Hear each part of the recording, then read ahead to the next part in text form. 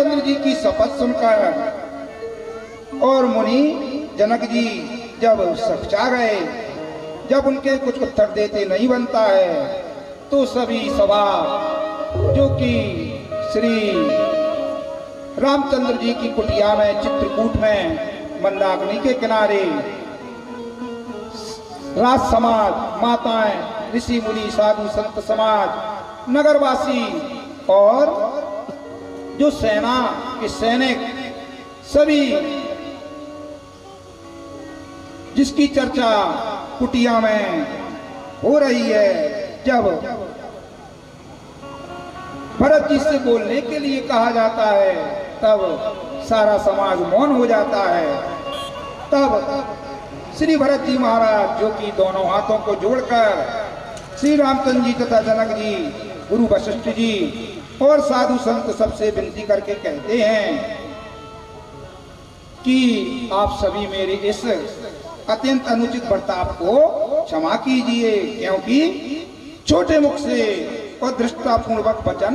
मैं बोल रहा हूँ। ऐसा श्री भरत जी महाराज दोनों हाथों को जोड़कर भरी सभा में कहते हैं। क्या कहते हैं कि हे प्रभु, जब भगवान, गुरु महाराज, माताएं जो कि भरत की इच्छा जानना चाहती हैं कि उनकी इच्छा क्या है, तब वे दोनों हाथों को जोड़कर ऐसे बोलते हैं कि हे प्रभु, आप मेरे माता पिता, सुहृदय मित्र, गुरु, स्वामी, पूज्य, परम हितैषी और अंतर्यामी हैं। सरल हृदय एवं श्रेष्ठ मालिक सीन के भंडार एवं शरणागतों की रक्षा करने वाले हैं। जिस प्रकार श्री रामचंद्र जी वन को छोड़कर अयोध्या को लौट जाएं, वह सभी यत्न श्री भरत जी महाराज करते हैं और ऐसे वचन बोलते हैं कि जिसका वर्णन करना ही कठिन है। श्री गुरु वशिष्ठ महाराज जो वशिष्ठ जी हैं, वह भरत की ही सहमति में श्री राम जी से कहते हैं कि जो भरत कहते हैं वैसा ही किया जाए। जो जनक महाराज हैं वह इस समाज में कुछ कहना उचित नहीं, ऐसा सोचते हुए और चुपचाप रहना ही अर्थात मौन रहना ही सही समझते हैं। जब भरत जी इस प्रकार बातचीत करते हैं, तब ऋषि मुनि और सर्वधम जो ऋषि मुनि, साधु संत समाज जो कि राम जी की कुटिया में चित्रकूट में शोभायमान हो रहा है,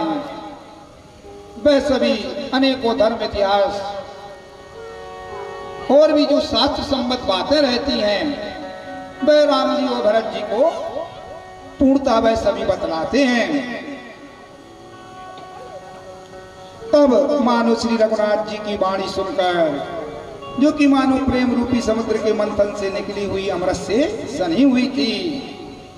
जिसमें श्री राम जी कहते हैं कि जो सर्व सर्व की इच्छा है, जो भरत जी की इच्छा है वैसा ही किया जाए। सारा समाज शिथिल हो जाता है, सब प्रेम की समाधि लगा लेते हैं,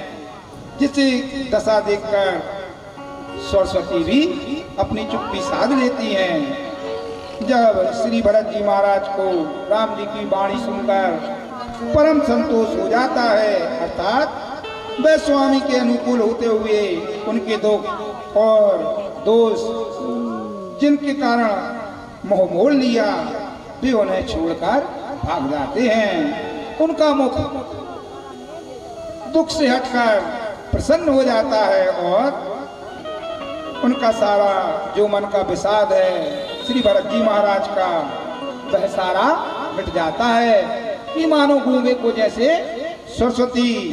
की कृपा हो गई हो, ऐसे श्री भरत जी महाराज की भी स्थिति हो जाती है। तब कृपा करके सच्चिदानंद भगवान श्री रामचंद्र जी पहले तो श्री भरत जी महाराज जैसा कि कहते हैं कि हे भगवान, यदि आपकी आज्ञा हो तो मैं चित्रकूट घूमकर एवं मंदाकिनी में स्नान बनाकर और जो चित्रकूट मुनि की भगवान से आज्ञा मांगते हैं, जिस पर भगवान अवश्य ऐसा कहते हैं, तब ऋषियों के प्रमुख श्री अत्रि जी भगवान ऐसा बोलते हैं कि जो ऋषियों के प्रमुख अत्रि मुनि महाराज हैं और जो आप तीर्थों का जल ले आए हैं, तो ऋषि अत्रि जी जहां उसकी